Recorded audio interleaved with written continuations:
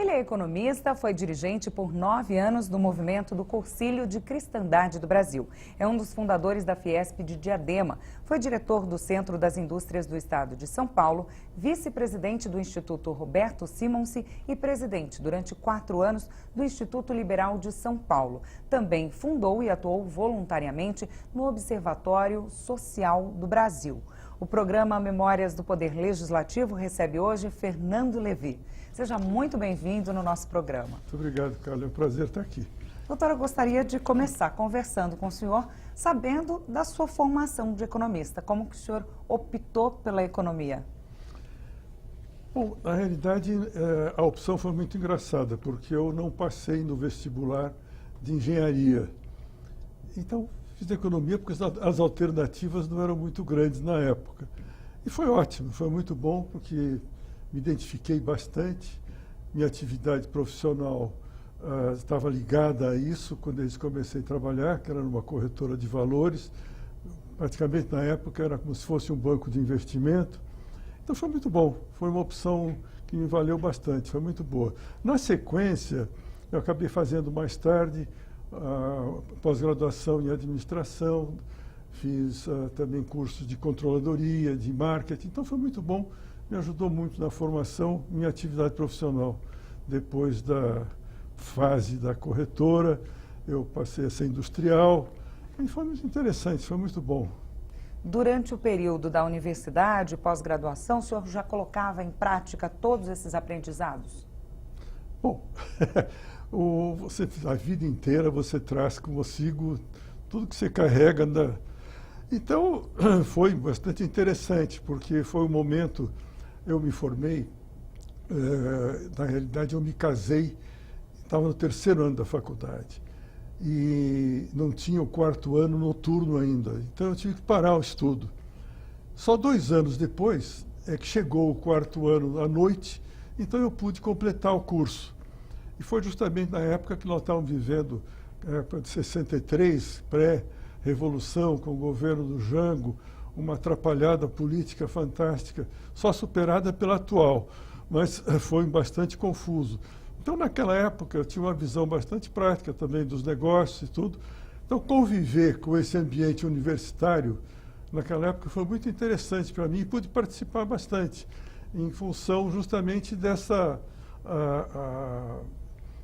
essa amplitude, vamos dizer assim, de informações do mundo econômico, financeiro, político. Trazendo um pouco aquilo para a universidade, né? Nunca fui um estudante profissional, mas eu participei politicamente das coisas na forma que for possível. E aí todos esses ingredientes o senhor levou para a vida profissional logo na sequência?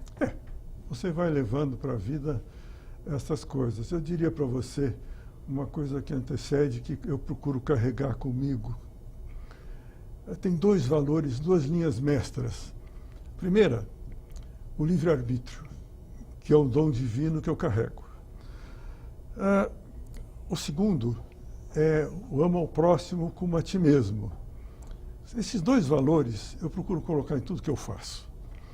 E nem sempre com sucesso, mas me empenho bastante para que eu consiga viver estas linhas mestras em tudo que eu faço. Então, isso tem sido o contexto da minha atuação. Eu sempre atuei numa vida profissional na iniciativa privada, mas sempre participei também da opção de entidades que, vamos dizer, eu estava procurando dar alguma coisa a mais de mim para a sociedade no contexto de tentar fazer alguma coisa melhor. Foi assim a minha vida toda. O que é o movimento do Conselho de Cristandade do Brasil? O que ele faz? Na realidade, eu fui presidente do movimento de Conselho de Cristandade de São Paulo durante 9 anos. Era um movimento, eu nem sei como é que está hoje, porque faz algum tempo eu perdi o contato, mas era um movimento que criado na Espanha, da Igreja Católica, que ensinava, faziam cursos pequenos, daí o nome Cursilho, envolvia os fins de semana, em que você procurava transmitir para as pessoas que estavam participando, que era um número ao redor de 40 cada vez, a experiência de como viver o fundamental cristão. Exatamente isso. O ama ao próximo como a ti mesmo. Então você era recolhido numa sexta-feira à noite, em silêncio, para você se desligar do mundo externo. E dali, sábado, domingo, você ouvia palestras que iam te induzindo num ambiente extremamente agradável e de perfeita harmonia, muito amor, muita compreensão. Você ia, procurávamos trazer as pessoas, dar às pessoas o beabá para que, mostrando que era possível, no mundo agitado lá de fora, você viver o fundamental cristão. Você levar aquilo lá para fora. Esta era a missão do Cursilho de Cristandade. Era uma espécie de retiro? O senhor disse que as sextas era um retiro já espiritual. se retiravam, né? Já um se retiro retiravam. retiro espiritual. Era muito interessante. E o senhor ministrava estas palestras? Algumas vezes. Você tinha toda uma estrutura com os diversos professores que eram membros, tinham feito o cursilho, que eram treinados, estudavam e se dedicavam com uma missão, um trabalho voluntário, a passar aquela experiência boa que tinham vivido para os outros. Era assim. E além das palestras, quais os outros trabalhos? O que mais o movimento se articulava e fazia? Não, o movimento se articulava, o objetivo dele era claramente isso. Passar conhecimento. Passar a mostrar a possibilidade de viver o fundamental cristão lá fora. E o movimento teve um sucesso muito grande. Foi uma coisa bastante interessante. Na minha vida foi uma experiência bastante boa. O senhor também foi presidente e vice-presidente de 2 institutos. É isso, né? O Roberto Simonsen e também o Liberal de São Paulo. Como é que foram essas experiências? Foram muito interessantes, porque foram mais ou menos ao mesmo tempo. Eu, no Instituto Roberto Simonsen, era vice-presidente do Instituto Roberto Simonsen. E era uma entidade ligada à Fiesp, Ciesp, e no trabalho conjunto. E foi um momento interessante no Instituto Roberto Simonsen, porque ele coordenava diversos grupos de estudos dentro da Fiesp, dentro da instituição toda. Então tinha o grupo econômico, tinha o grupo agrícola, tinha o grupo de educação, tinha o grupo trabalhista, legal, que é jurídico. Era muito interessante, tinha o grupo político. Então era muito interessante. E o Instituto Liberal de São Paulo foi um instituto criado com o objetivo de oferecer para a sociedade ideias, posições liberais a respeito de tudo. Então, quando eu digo para você que eu procuro valorizar muito o livre-arbítrio que Deus me deu, como deu para você e deu para todo mundo, essa liberdade eu não abro mão dela. E eu procuro viver a minha liberdade em tudo que eu penso, tudo que eu acredito, em tudo que eu procuro fazer. Essa é quando você identifica isso numa situação dessa como o Instituto Liberal, nós trabalhávamos muito a preparação de papers a respeito de diversas coisas. Então, quando você vê o Brasil, um país fantasticamente estatizado, então na minha cabeça, quanto menos Estado você tiver, melhor. Não é que eu queira jogar a ideia de Estado mínimo, isso é uma bobagem na minha cabeça. O que eu acho é que nós temos que ter uma compatibilidade com o benefício que é dado para a sociedade, e o Estado tem que ser leve, não pode ser inchado como é hoje o nosso Estado. Quer dizer, o Instituto Liberal vivia muito esse trabalho, né? Se você imaginar, Carla, nós vivemos num país que é muito doido. Eu outro dia estava vendo o seguinte, você imagine só que nos últimos 28 anos o Brasil editou medidas tributárias, instruções tributárias. Sabe quanto? 170 mil instruções tributárias por ano, nos últimos 20 anos. É uma coisa de doido. Qual é o contador que tem condição de fazer? Que estrutura uma empresa tem que ter para acompanhar uma doidice dessa? Tá certo? Então, nós vivemos um momento, naquela época, foi na década de 90, foi de 90 a 94, alguma coisa assim, já era uma história complicada, o peso do Estado sobre a sociedade brasileira. Mas você imagina o seguinte, o Fernando Henrique, quando assumiu o governo, a carga tributária, custo do Estado em cima da sociedade, era 23% do PIB. O Fernando Henrique saiu com 28%. Aumentou só isso aí. E hoje nós estamos com 38%. Quer dizer, é demais. Fora o carregar a dívida pública, que é um juro que tem que ser pago e que sai na inflação. Então você tem R$100 no bolso, você pensa que tem. Você tem 50, porque os outros 50 o governo já passou a mão. Esse governo te retribui em alguma coisa adequada, em educação, em saúde, em segurança. Nós temos o nível que nós temos das coisas, porque é uma distorção total. Então o Instituto Liberal vinha para dar um suporte de ideias. Então nós pegamos uma época que procuramos ajudar, na época tive uma reforma constitucional, trabalhamos muito uma opção de propostas nesse sentido, sempre com o objetivo de você reduzir o peso do Estado. Mas, infelizmente, a estrutura política, a cultura nacional, não é por aí. Você veja uma coisa que me espanta, nós estamos com uma recessão brutal, Carla. Temos 12.600.000 pessoas desempregadas. Quantos funcionários públicos foram desempregados nesse período? Que eu saiba, uma.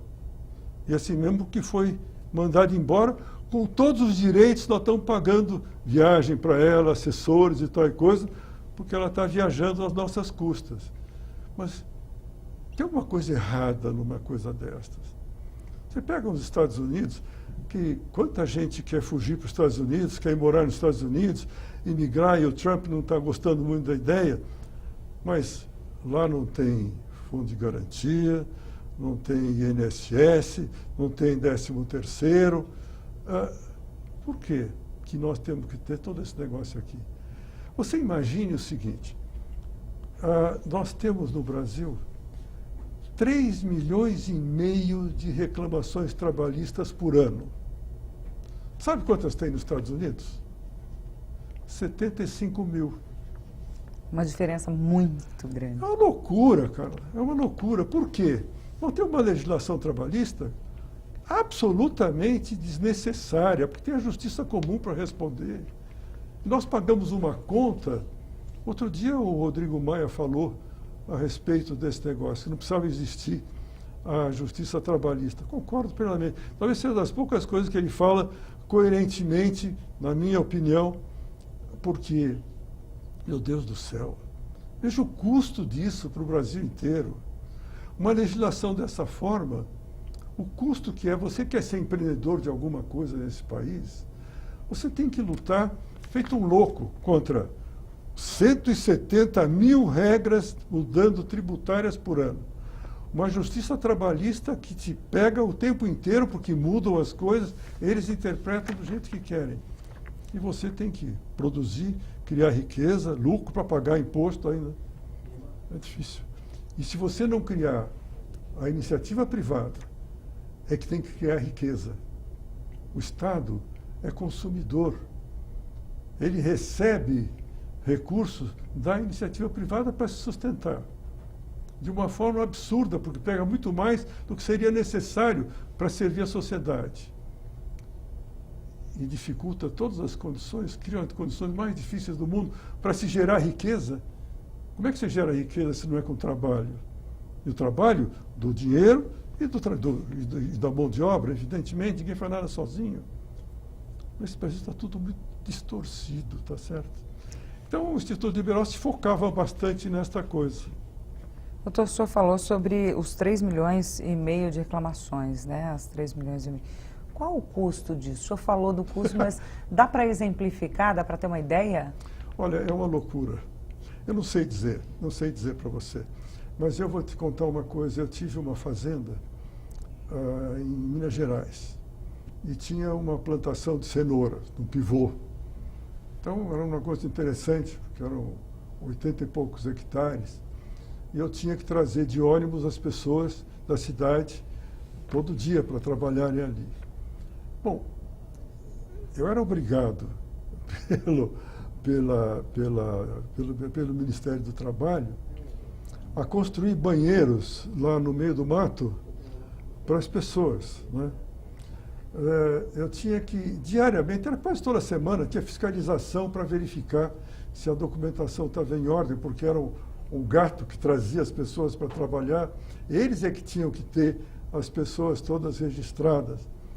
Eu chegava a teve uma pessoa que veio trabalhar comigo, ela passou 3 meses trabalhando comigo, chegou lá, chamava Zé. Ele não sabia onde tinha nascido, não sabia o nome, não sabia nada. Eu tentei, durante 3 meses, registrar, dar um nome para ele, com o delegado lá, ver se conseguia. Não foi possível. Um dia ele sumiu, nunca mais eu vi esse cara. Mas essas coisas, veja que tudo complica a vida do produtor, do investidor e também, consequentemente, do trabalhador, porque ele poderia ter muito mais benefício. Esses desafios a gente vai continuar conversando daqui a pouquinho, depois do intervalo, tá? Memórias do Poder Legislativo faz um rápido intervalinho. Daqui a pouco a gente está de volta.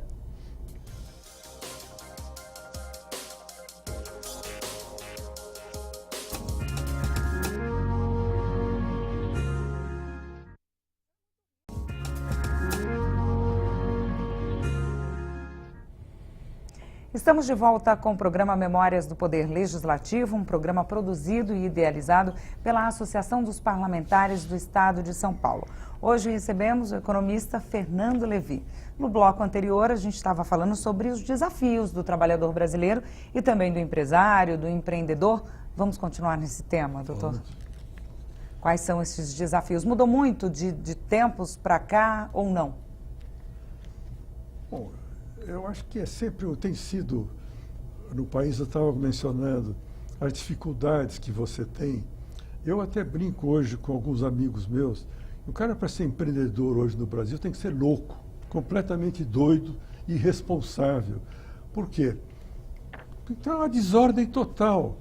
Não se cria nenhuma condição adequada para o cara produzir alguma coisa, ele se colocar na geração de riqueza. Você não muda um país se você não gerar riqueza, e a riqueza não é só material, é principalmente capital humano.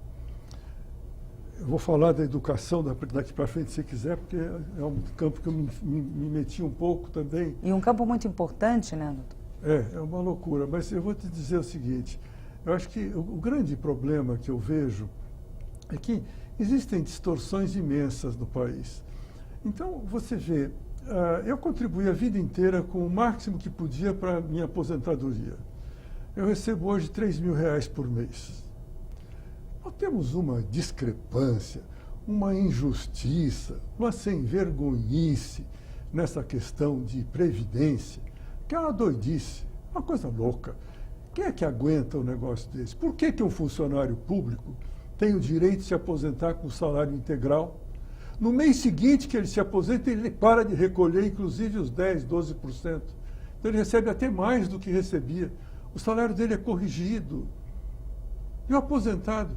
Veja uma coisa, Carla, é um negócio maluco. Você tem, hoje, 1 milhão de funcionários públicos correspondem a pouco menos da metade do déficit da Previdência. 25 milhões de aposentados cidadãos comuns da sociedade civil corresponde a um pouco mais da metade.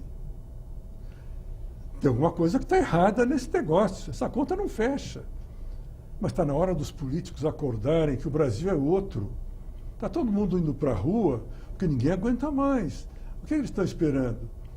Parece que a Ilha da Fantasia, lá em Brasília, eles estão desesperados. Eu vivo dizendo nessa altura, com a corrupção que se generalizou no país, mas que é histórica e cultural, aumentou nos últimos tempos, porque a certeza da impunidade, a certeza de que iam permanecer no poder a vida inteira, permitiu que fizessem o que bem entendessem. Mas a essa altura, não tem mais nem brocha para segurar. Está faltando brocha no mercado, porque queda livre.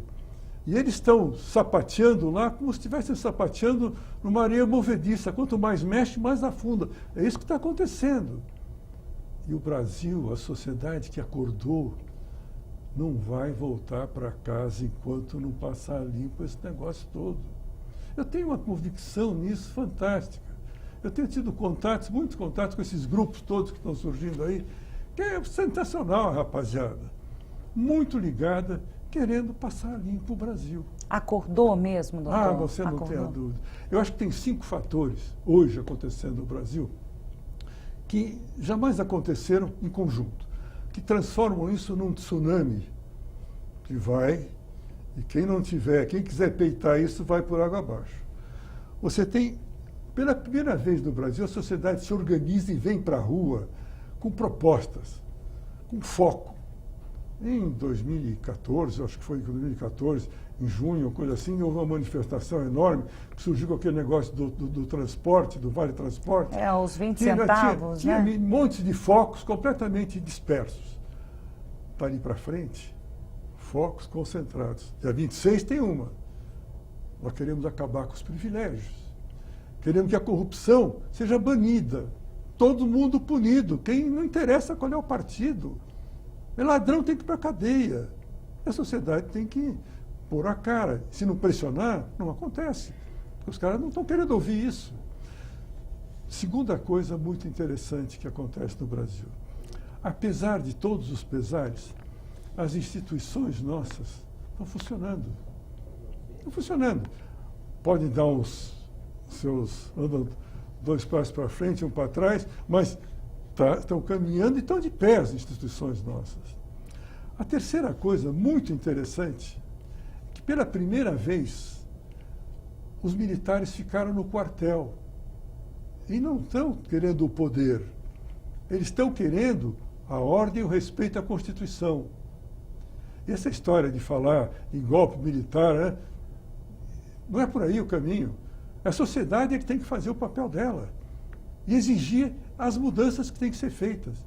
E os políticos têm que responder por isso. Mas é por aí o caminho. Quarta coisa muito interessante que está acontecendo, na minha visão, é que a grande mídia está dando apoio para isso. Está dando apoio para isso.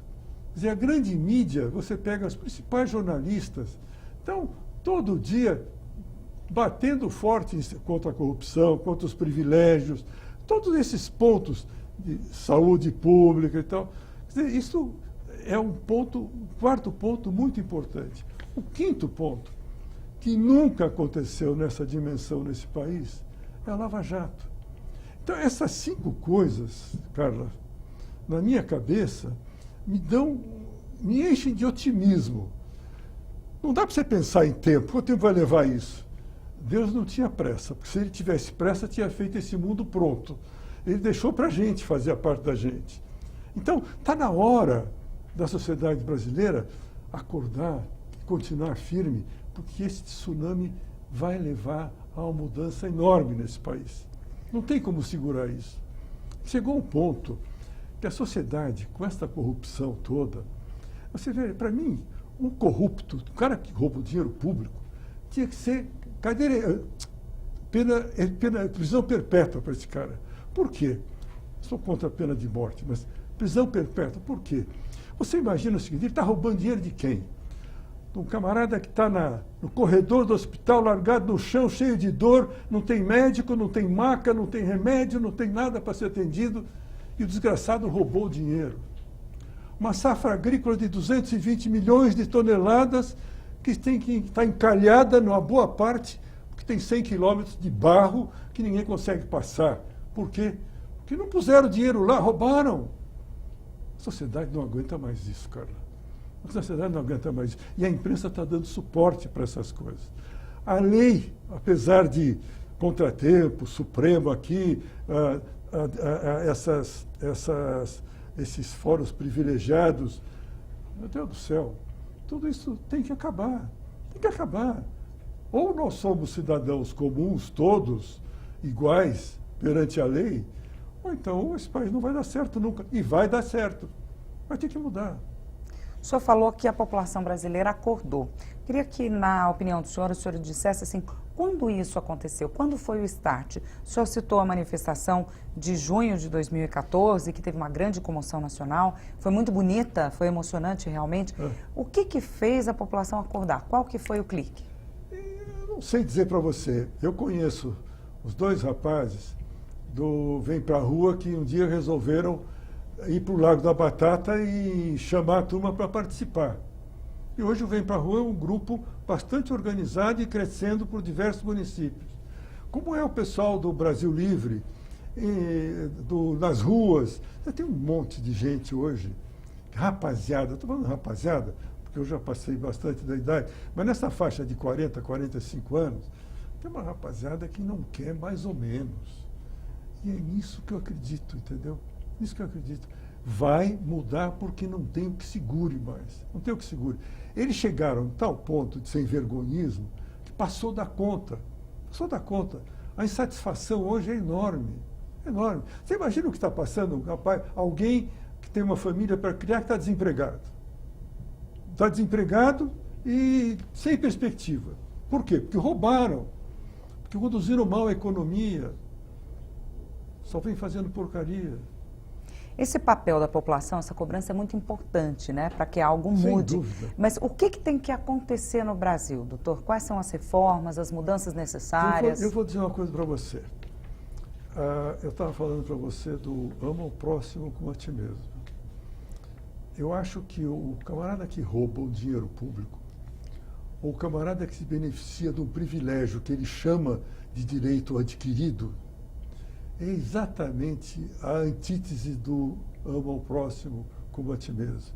Porque ele ama a si próprio, e ponto final. Porque ele está tirando de uma maioria imensa por uma atitude que ele resolveu que para ele era melhor aquilo e votou uma lei que permite que ele tenha o privilégio. Isso é um egoísmo fantástico, Carla. Isso é um egoísmo fantástico. Será que esses políticos não veem isso? Em todos os níveis. Porque isso acontece no federal, no estadual e no municipal. É como se, nós somos uma casta intocável. Estão percebendo que não são porque um Lava-Jato vem aí. Vem aí com tudo. Não adianta querer que o Sérgio Moro... Felizmente, já não é só o Sérgio Moro.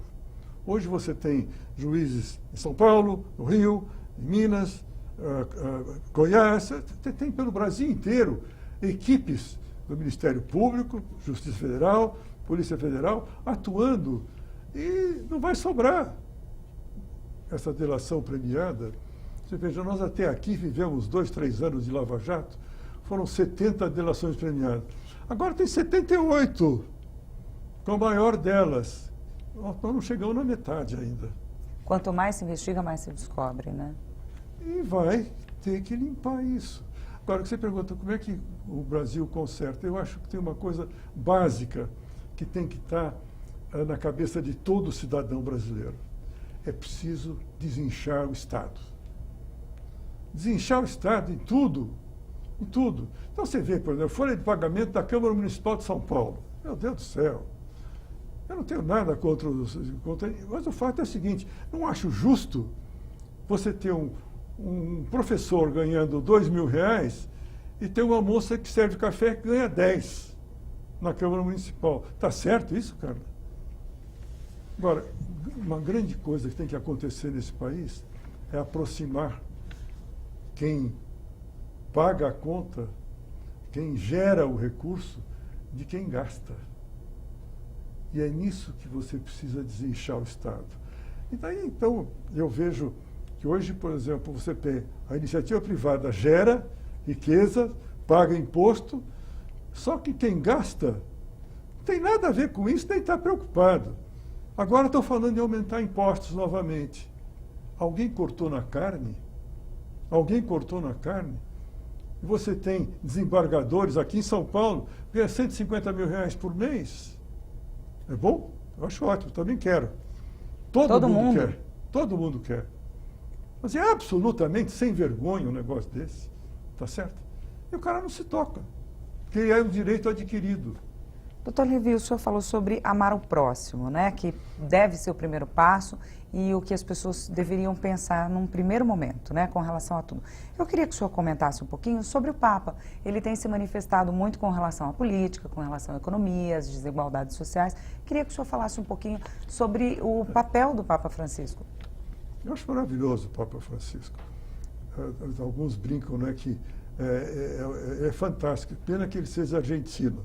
Eu não tenho nada contra os argentinos também, mas eu acho o Papa Francisco sensacional. Tem uma cabeça equilibrada, inteligente, simpático. Ele vai fundo nas coisas e mostra que a solução é simples. Basta querer fazer. E ele está fazendo. Ele é uma pessoa simples e passa a impressão de uma pessoa profundamente simples. Então, quando você vê, por exemplo, ele sai daquele aparato todo do Vaticano, ele vai almoçar junto com os outros padres, bispos e tal, para conviver com todos. A suíte dele é uma coisa simples, mas a cabeça dele tem ideias brilhantes. E tem feito isso. Ele tem, hoje, eu não posso dizer que eu seja católico hoje. Eu sou um cristão, eu sou espiritualista. Tem algumas coisas dentro da Igreja Católica que eu acabo... Não adianta eu querer dizer que eu sou católico se eu não sigo exatamente as regras estabelecidas. Mas eu sou cristão e vejo que todas as religiões, qualquer pessoa de bom senso hoje, está vendo no Papa Francisco um ser iluminado. Ele é um cara iluminado que veio para um momento na vida do planeta fantástico. Nessa confusão que está o mundo, ele é um camarada centrado, sabe o que quer, ele tem um dom de comunicar as coisas de uma forma que todo mundo pode entender. Ele tem desempenhado um papel muito importante para as mudanças, né? Sem dúvida. É uma liderança fantástica. Uma liderança fantástica. Graças a Deus a gente está convivendo com ele nessa época, né? Porque ele é realmente muito especial. A gente continua conversando mais daqui a pouquinho, tá? A gente vai agora para mais um intervalo e a gente volta já já.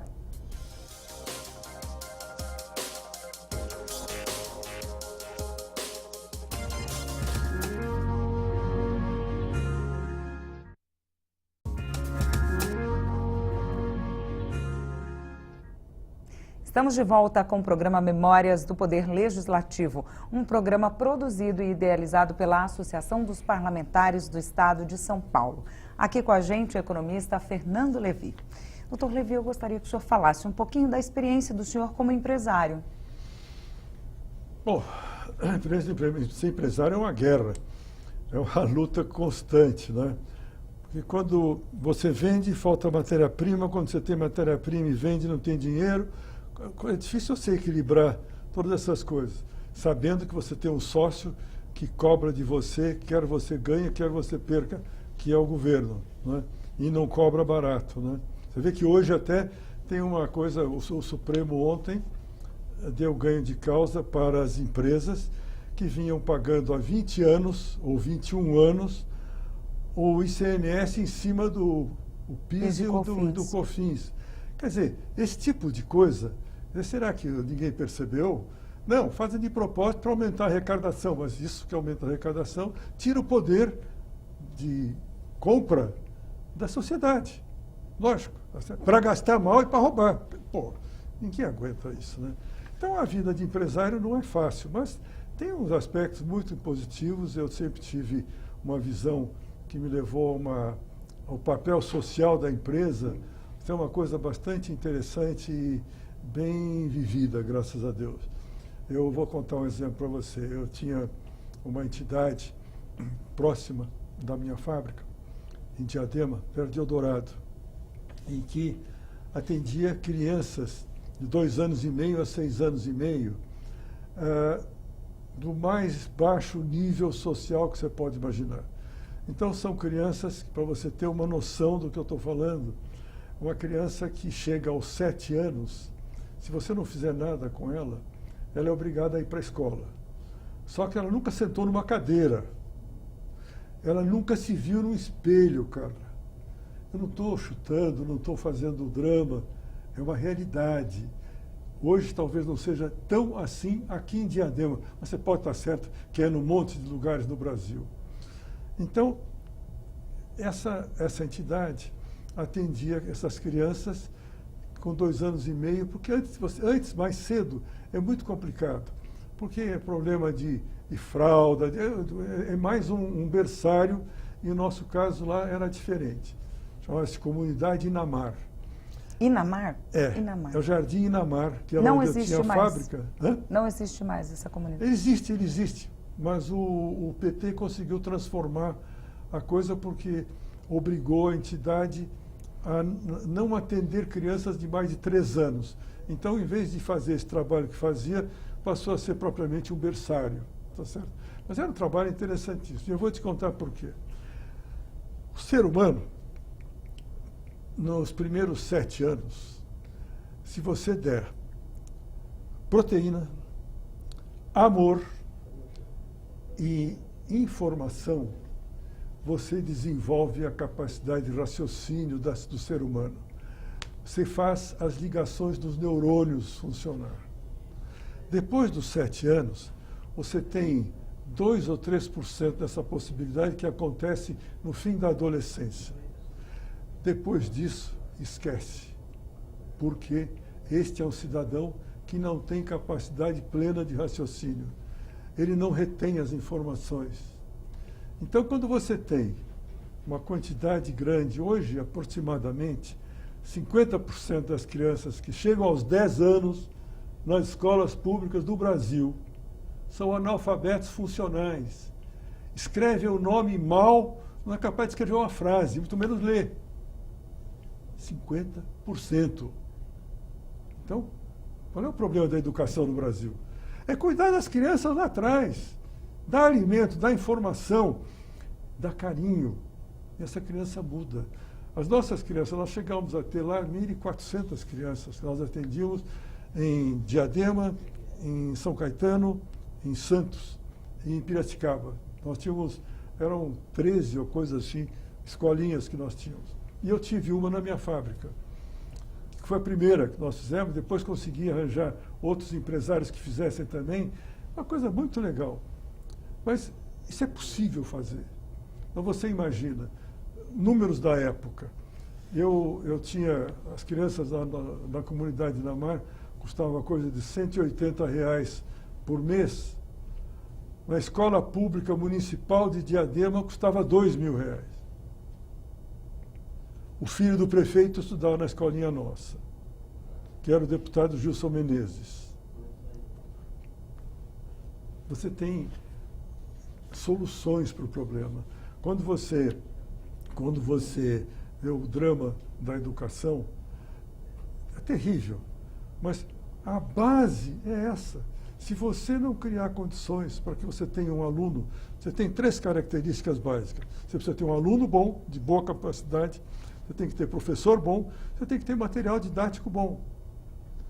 Se você já peca pelo aluno, que não tem competência de reter coisas, ele não tem competência de ligar os neurônios, porque ele não teve essa oportunidade. É um crime. Não teve alicerce, né? Não tem. É um crime. Você não dá a possibilidade da criança virar gente, ter capacidade de escolha. Ele não tem. Ele não sabe nada e não aprende nada, não retém nada. Como funcionava essa escolinha dentro da empresa? Como exatamente funcionava? Na realidade, eu não entendia nada do assunto, e também não entendo, mas o fundador da entidade, que já faleceu, era o Franco Rigoli, que era sensacional. Eu disse, Franco, eu dou espaço e pago a conta, você monta aqui. E nós tínhamos uma favela em frente à fábrica. Então as crianças da favela é que vinham para a escolinha, porque os filhos dos funcionários era outro nível, tá certo? Então era uma coisa muito, muito especial, uma integração muito grande. Então você pergunta, o que é ser empresário?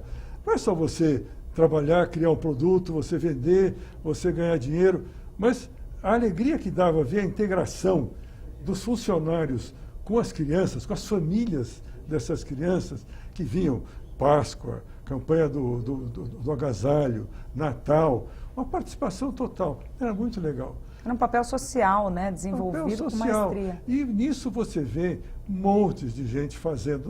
Um exemplo, não fui eu, tem um monte de gente que faz isso, tá certo? Agora, quando você, como empresário, é colocado na linha de fogo como se fosse um bandido, que você só sabe explorar os trabalhadores, só sabe explorar o pobre, quer dizer, pô, é um negócio doido, né? E, infelizmente, essa é a cultura criada no Brasil. Quando a gente fala de educação, você imagina o seguinte, cartilha do Rio Grande do Sul, muitas delas em diversos municípios. Sabe quem é o autor? O Stedley. O que é que ele prega nas cartilhas? Então, que o proprietário de terra é um bandido, é um usurpador, e assim vai. Quer dizer, este tipo de coisa não traz nada de benefício para o país. O país precisa criar riqueza, o país precisa criar capital humano para mudar. E você só cria se você tiver menos Estado em cima da tua cabeça e você tiver condições de produzir e gerar riqueza, que essa riqueza é para todos. Falando sobre as mudanças necessárias para o país, eu queria que o senhor comentasse um pouquinho a reforma política. Reforma política, eu quero ver esses deputados. Tem que votar, tem que mudar, tem que ter criado um voto distrital com recall, porque é um negócio que funciona, Carla. O negócio é o seguinte, eu tenho um distrito.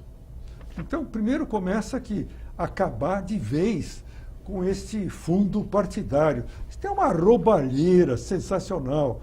O Estadão, a semana passada, estava com uns artigos sobre isso, mostrando voo de jatinho, pileques, bebida com dinheiro nosso para os partidos. Ué, se eu quero participar do partido, eu contribuo para aquele partido. Se eu não quero, eu não contribuo. É como o imposto sindical. Por que imposto sindical todo trabalhador tem que pagar para todos manter essa corja aí fazendo greve e parando a cidade, atrapalhando a vida de todo mundo? Cada um que queira defender o seu pedaço e contribua, tá certo? Por que tem que ser? Essas coisas é uma cultura que tem que acabar no Brasil. Mas então você estava falando, você perguntou da reforma política. Eu acho fundamental o voto distrital com recall, porque você dá a oportunidade. A campanha é muito mais enxuta, mais barata. Por quê? Porque o âmbito que o cara vai trabalhar, a campanha dele, é no âmbito do distrito dele, tá certo? Em que as pessoas o conhecem, sabem onde ele mora. Então a cobrança entre eleito e eleitor é uma coisa indissociável. Hoje não existe. Hoje não existe. Você está vendo o sucesso de muitos movimentos, como Vem Pra Rua e o Brasil Livre, porque em diversas cidades está acontecendo isso. A sociedade sabe onde mora o político que ele elegeu.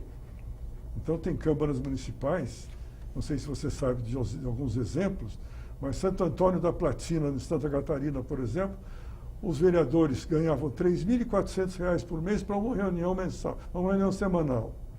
Quiseram passar o seu salário para R$ 5.200. O padre de Santo Antônio da Platina, que é uma cidade de 42 mil habitantes, chamou a sociedade, foram para a Câmara Municipal, reduziram para 1.800. Mais uma vez a sociedade fazendo valer seu Sociedade participando, é por aí. Então você veja, o voto distrital é um negócio desse tipo, para você encurtar a distância entre o eleito e o eleitor. Para que hoje você elege um deputado. Ele não sabe quem votou nele e você, daqui a um mês, você não sabe quem você votou também. E aí?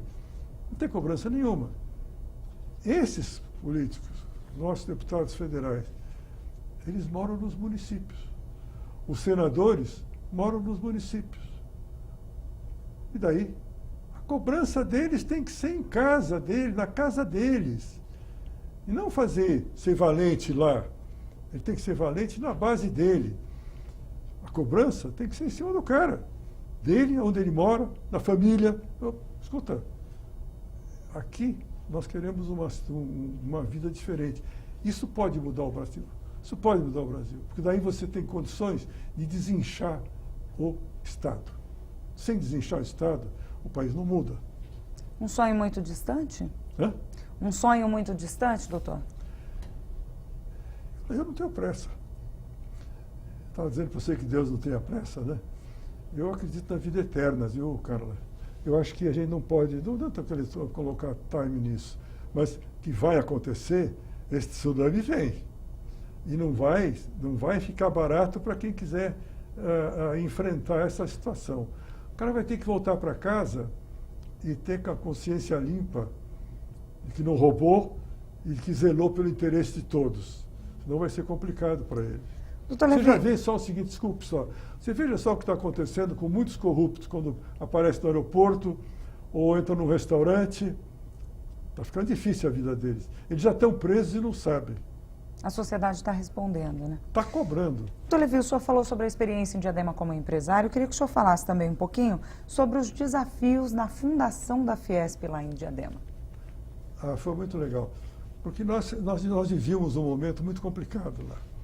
Porque nós não tínhamos apoio do Estado, tínhamos uma ação fantástica do Sindicato dos Metalúrgicos de São Bernardo de Diadema. Então, nós tínhamos que nos organizar para nos defender. E Diadema não tinha suporte nenhum para dar para a sociedade. Então, nós começamos, nos organizamos e acabamos colocando a placa do Ciesp. Na ocasião foi isso, porque estava vaga, não tinha. E nós criamos o Ciesp lá de Diadema.